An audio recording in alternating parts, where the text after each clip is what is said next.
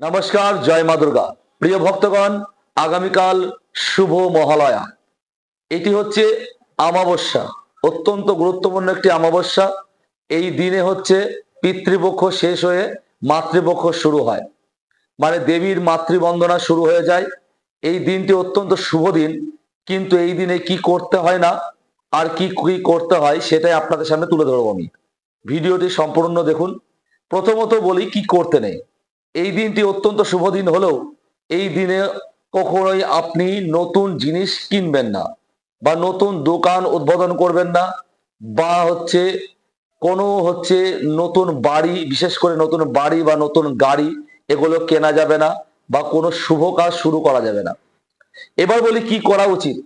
এই দিনে করতে হবে পিতৃদোষ নিবারণের একটা পদ্ধতি থাকে, যেটা দোষ নিবারণ হয় এই দিনে বিশেষ করে।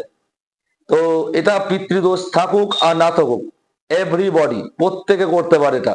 এটা করতে গেলে আপনাকে একটা তামার ঘটি নিতে হবে বা তামার পাত্র নিতে হবে।